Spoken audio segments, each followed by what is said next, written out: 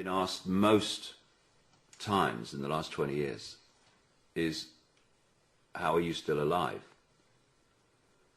And I give a strange answer, or it appears to be a strange answer, which is, the manipulators don't kill me because they can't. What? Dave, more, please. What are you talking about? I've known this for 20 years, intuitively, that that can't happen. I remember Credo Mutwa, about 2006 time, end of 2006, I was with him in South Africa, and he threw the bones, which is like the South African version of throwing the runestones or the tarot cards. And he's very, very good. And he said to me, Mr. David, there's a contract on your life. He said, they're trying to kill you. He said, but they can't. And I'm thinking, I know they can't, but I don't know why they can't at that time. You know when you know something, but you can't work out how it can be true, but you know it is true. And what's kind of happened in the last few years, the most important part of my life and my work is delving deeper and deeper and deeper into the understanding of the nature of reality, what this reality is we're experiencing. And what I concluded and continue to conclude even more deeply, because it's an ongoing journey, is that this reality we think is physical and out there is actually the equivalent of a movie screen. It's the done deal level of our experience. When it manifests here, it's like the pictures in a movie theater hitting the screen. You ain't going to change them there. Because if you want to change the movie, you change what the projector is projecting, then you change the movie on the screen.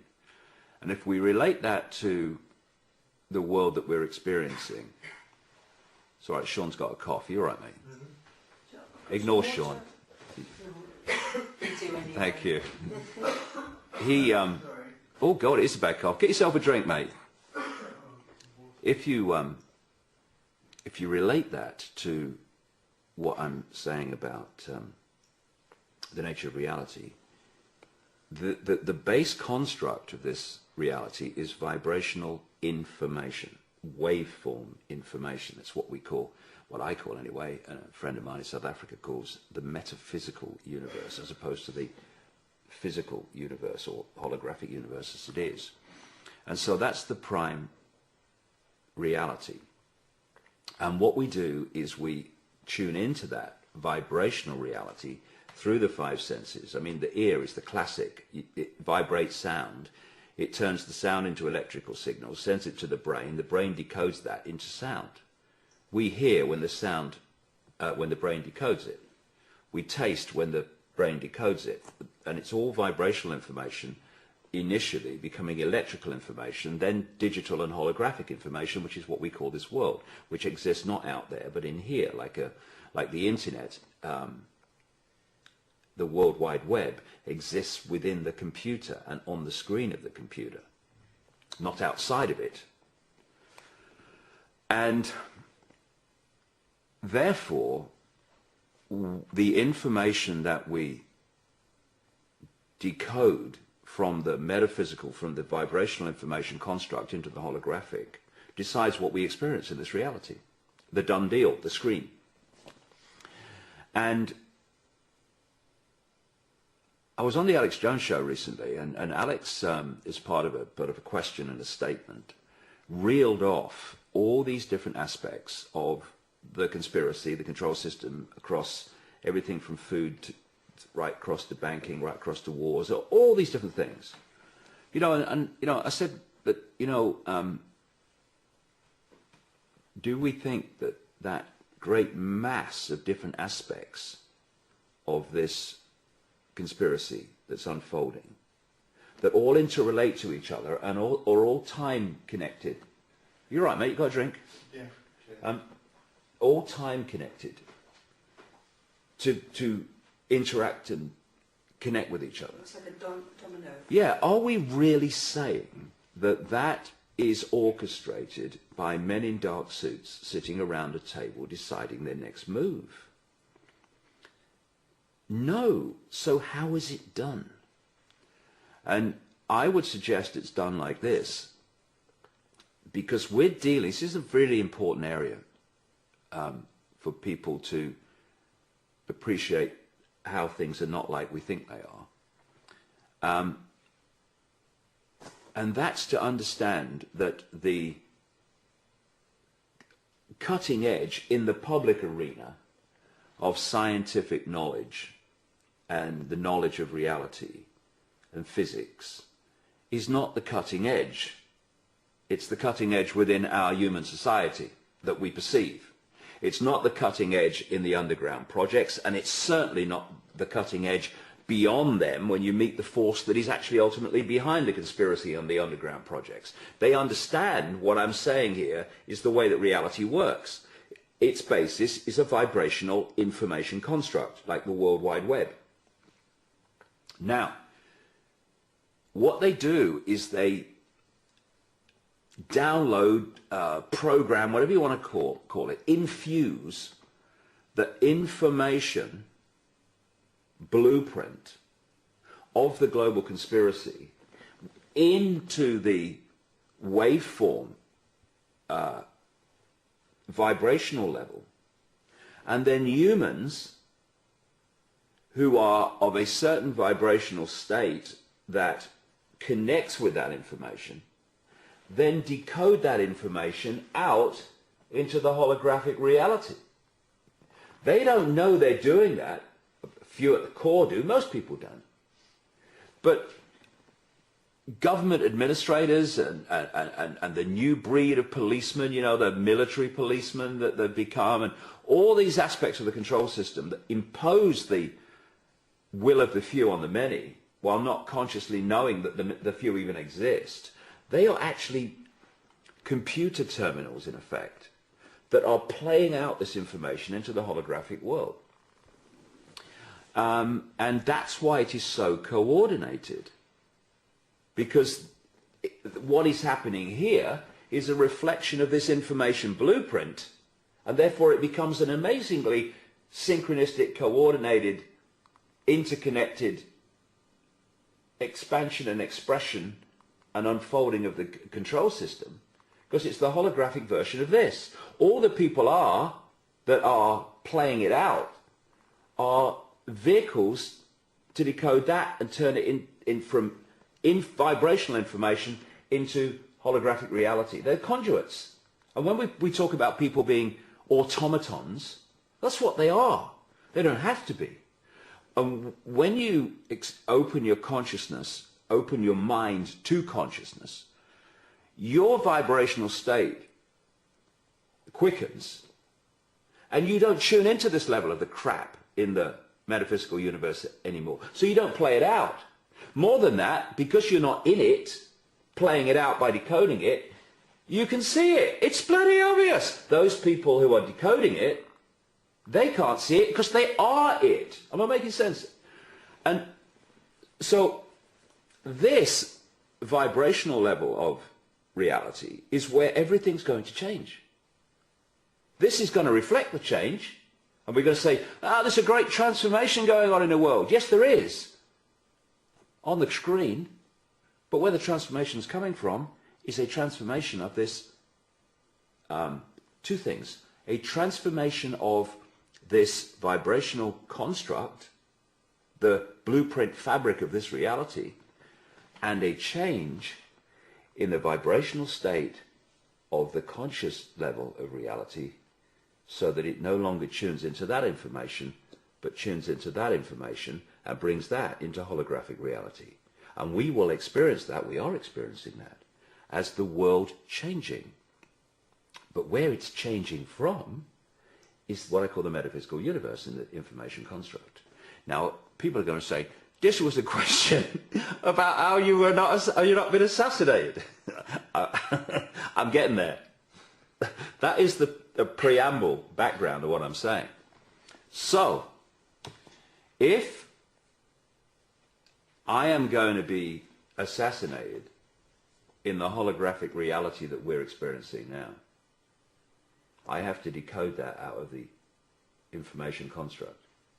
They put in Ike assassinated into the information construct.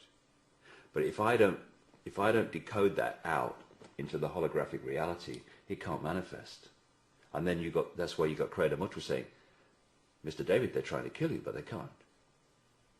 Because I will not decode that into this reality. And I feel it's beyond me not or refusing to decode it, although that adds to its power, of course.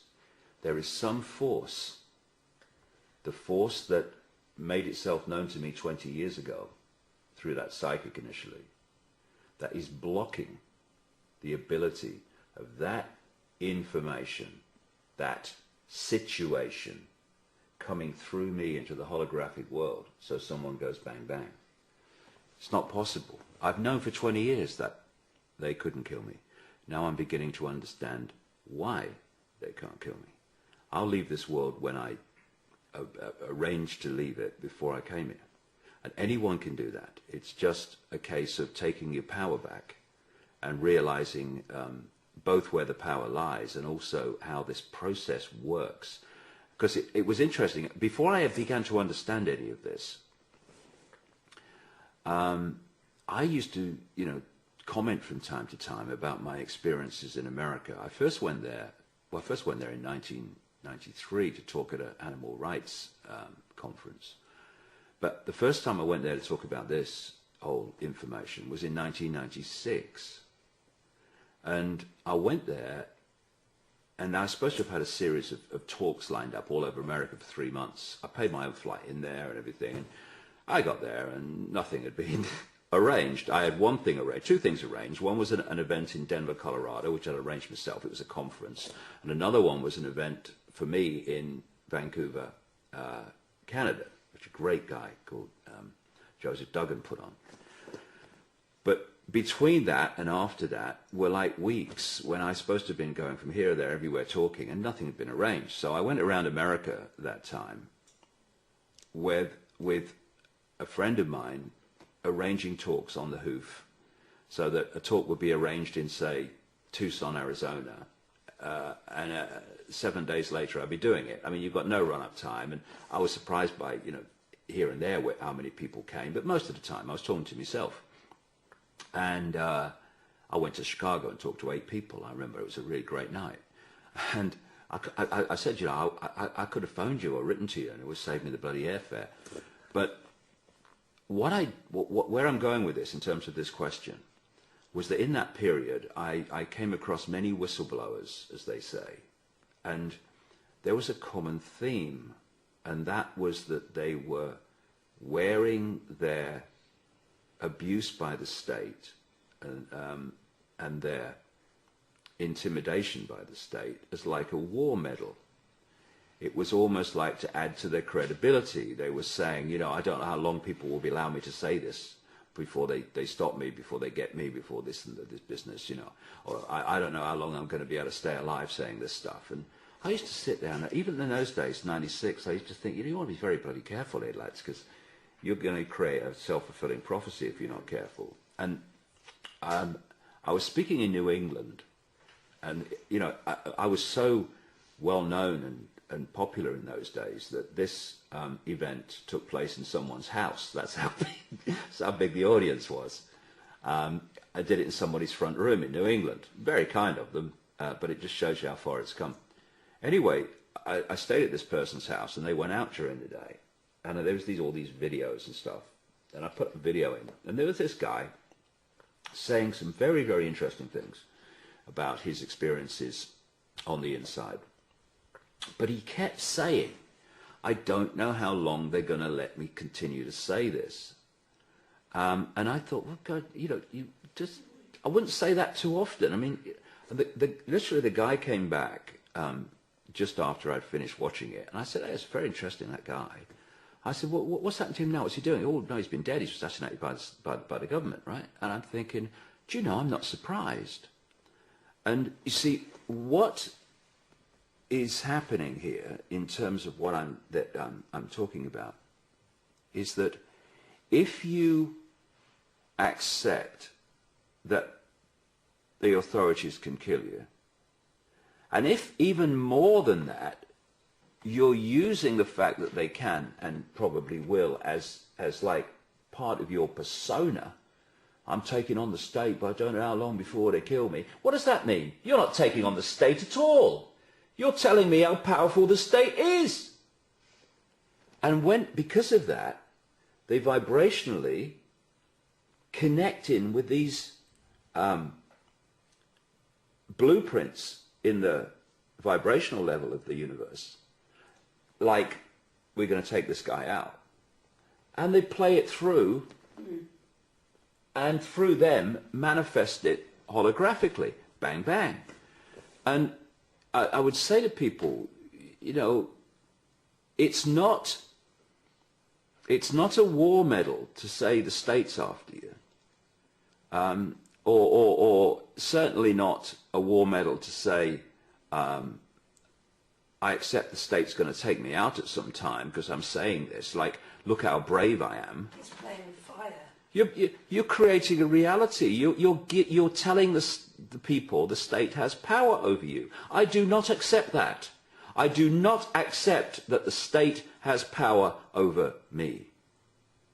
Because I do not have the perception that the state has power over me. Therefore, it cannot have power over me. It could cause me hassle here and there, okay, but we'll sort it. We'll sort it, whatever is thrown.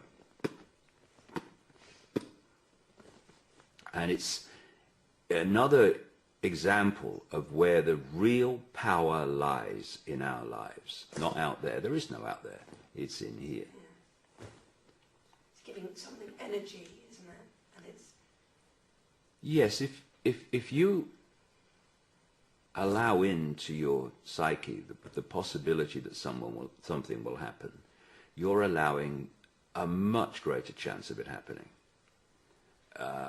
than if you just block that process of decoding. So it's always vibrating here, but it's never taking place here.